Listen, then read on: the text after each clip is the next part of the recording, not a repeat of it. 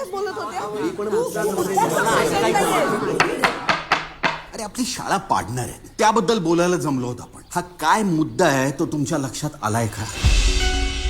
आता आपली ही मराठी शाळा पाडून इंटरनॅशनल स्कूल बांधलं जाणार आहे. इंटरनॅशनल स्कूल का सर? इमारत जेवढी पॉश तेवढं शिक्षण चांगलं असा समज झाला. आता बबनचा मुलगा हा इंग्रजी माध्यमात शिकतो. हो नाही तसा नाही सर. मी अजून ठरला नाही काय. आता केजीला सोरलाय त्या. काय शिकवलं शाळेमध्ये आज? एवढा फी घेऊन हाका मारायला शिकवतात पाट्याचे. शाळेमध्ये असताना 10 तास डुंगण लावून एकत्र बसायचो आपण. लहानपणी काय काय किडे केले तर आपण. मला बघ काय सापडलंय. बबनचं पहिलं प्रेम. काय रे चिमण्यांनो, ओळखलं नाहीत मला? काय बब्बू? आईचा गो नार्वेकर बाई. काय काय केलंय यार. वर्ग धुवायचो, ग्राउंड झाडायचो. तुला तो गोगावले टेलर आठवतं का? म्हणजे काय, एकदा त्यांनी पॅन्टची झीप मागे शिवली होती. म्हणजे झीप काढून शी करायची आणि चड्डी काढून शू करायची अशी आयडिया होती त्याची. आपलं ठरलेलं ना तिघींचं ह्यात जे लिहिलंय तेच होणार म्हणून. डॉक्टर तरी कुठे झाली? PhD झाले अगं मी. चल, हे खोटे डॉक्टर असतात. इंजेक्शन देतो तो खरा डॉक्टर.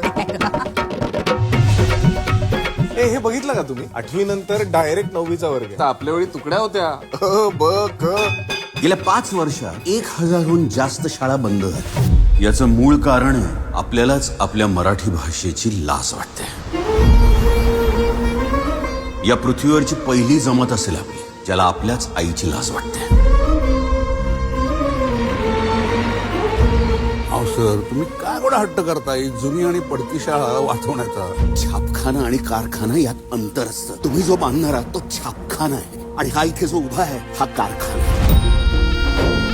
आपल्या विद्यार्थ्याला काय येतं हे नेमकं ओळखून माणसं घडवली त्यांनी. ज्या शाळेत शिकून तुम्ही मोठे झाला आज तीच शाळा पडतीये. बघा तुम्हीच ठरवा, आपली मराठी शाळा संपणार का आपली मराठी शाळा पुन्हा भरणार.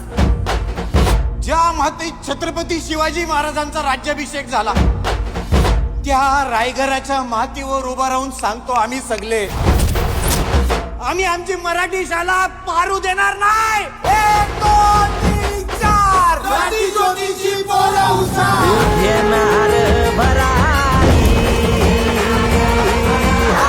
तू घेणार भरारी,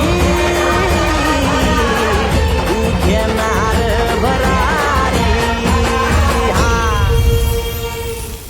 अरे नाही, देणगी नाही पाहिजे सरांना. अरे शाळेसाठी या बोलतात ते. हा नाही जमत, ठेव मग फोन. आई बापाला विसरले, शाळेसाठी कसले येतात नालाय. तू कुठल्या शाळेमध्ये होता? नाही गेलो. गेलाच ना.